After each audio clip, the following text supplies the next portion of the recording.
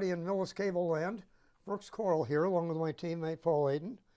And we're here to kick off what promises to be an exciting season of high school football with the High School Football Kickoff Show. Tonight we'll review last season's highlights, dive into what's coming up this year, and share some exciting updates and events. Let's get started. Paul? Sounds great, Brooks. Let's take a quick look at some of the standout moments from the 2023 season. What was your favorite highlight, Paul? Well, Brooks, I think I speak for a lot of people when I say has to be play number one from the Thanksgiving game last year. If I recall, halfback option pass from Jack Carter to then graduating senior Adam Hart, 71 yards, I want to say, and the touchdown. And really a play that set the tone for that entire game. A lot of excitement, a lot of yelling. I urge everybody to take a look back at that game on Mills Media's YouTube channel, and I know I have more than a couple times.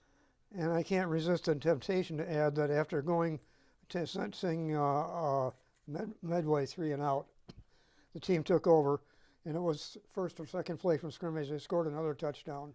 They really did. They set the tone early in that game. We saw Medway get a little bit frustrated, and Millis really just imposed themselves. It just played their best football game of the season. Yeah, those two touchdowns, along with the extra points, were the whole scoring for the game. 14-0.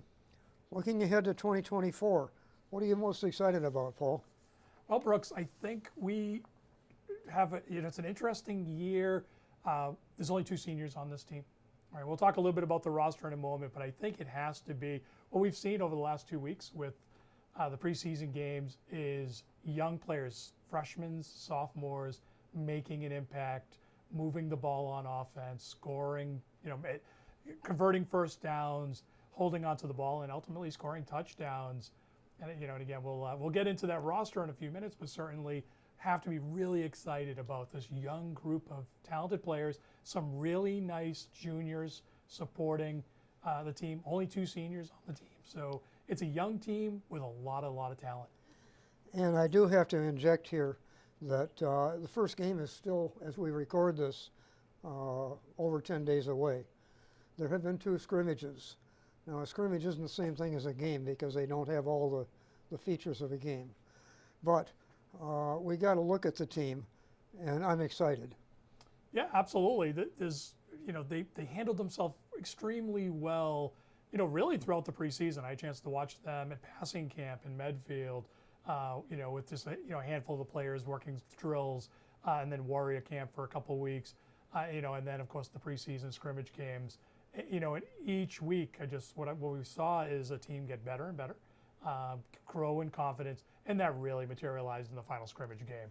Great. And speaking of the team, let's talk a little bit about the roster, if you could, Paul.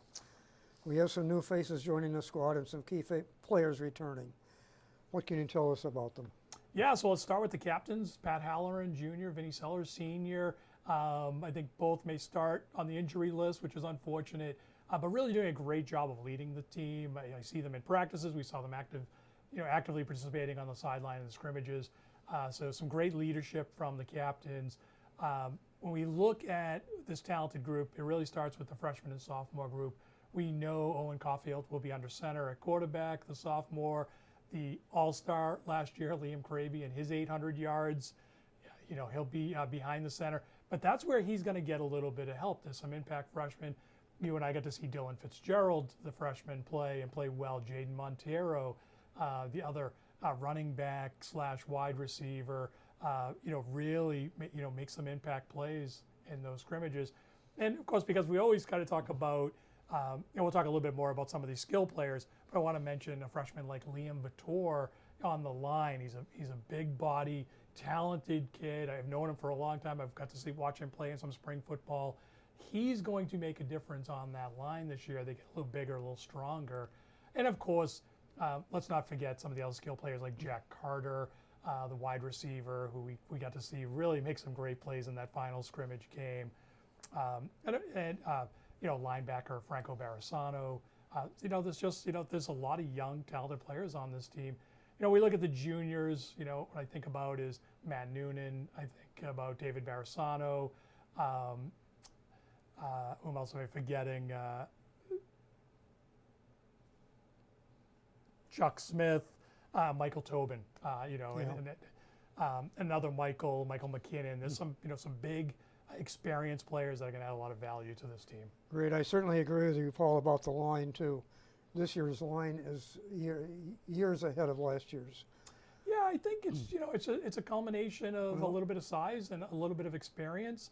Certainly thought the line battled last year, but I think it looks like just a little bit more size and certainly a little more experience on both sides, the defensive line, offensive line. Offensive line was really able to control the line of scrimmage in that final scrimmage game, and it led to a lot of points.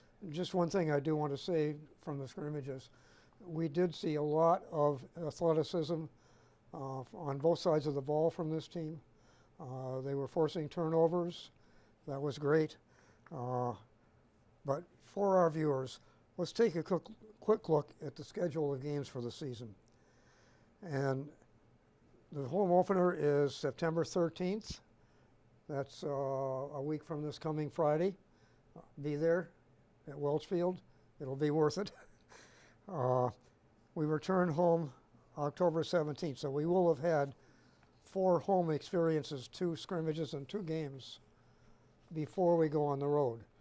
But then this team goes on the road for 4 road games. Yeah, this will be a well-tested group by the time we see them again in October. I know you're going to get to the remaining games, but certainly 100th season for Mohawk football in the Millis High School. That first game, as you mentioned, September 13th, and then they hit the road for a month. We don't see them again until mid-October. We'll know a lot about them by then. Yeah. By the way, if you followed the team out there for the last several years, you'll notice there have been some changes in the way the league is sculpted this year. Medfield, which was in the Tri-Valley Large, is now with us in the Tri-Valley Small. And Norton, which was in the Tri-Valley Small, has moved over to the Large. So you'll see probably a little more evenly matched games than we saw last year. Yeah, it's always exciting, for some of the years that I've been involved in this, heading over to Medway for some summer warm-up drills. I mentioned Passing League and Warrior Camp, the 2 that happen in Medfield every year. Great to see them on the schedule. I think there's obviously some natural rivalries with the border towns, Medway and Medfield. And I think it's going to lead to some great football. Yeah.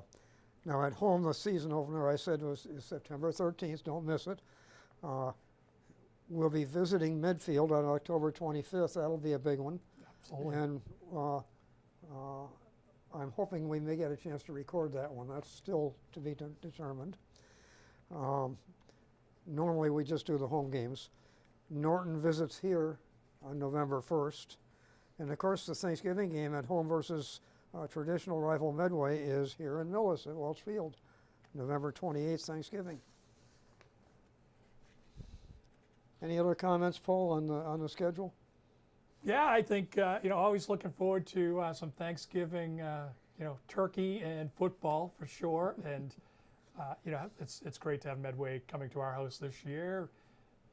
I would assume we'll have another great battle with them. So lots of football to look forward to. I think you highlighted some of the great ones that we'll see this year, though. Great.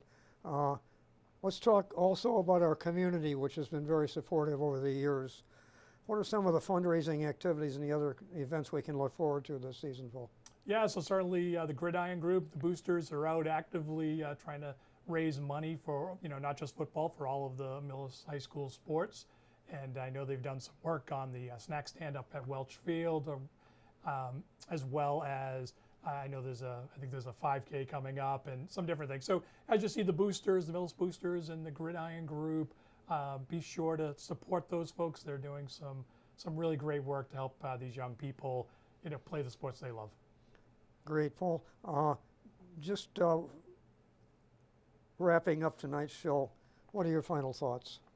Yeah, just, I think really excited for a season of football, first and foremost.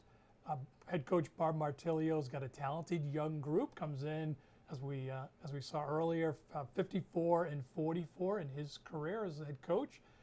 And I think there's some optimism. I see a lot of smiles, a lot of energy from the coaching staff, from Bob and, from this team. So I'm really excited to see where we are come Thanksgiving. I certainly couldn't agree more.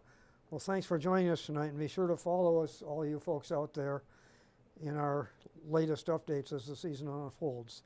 We'll see you at the games.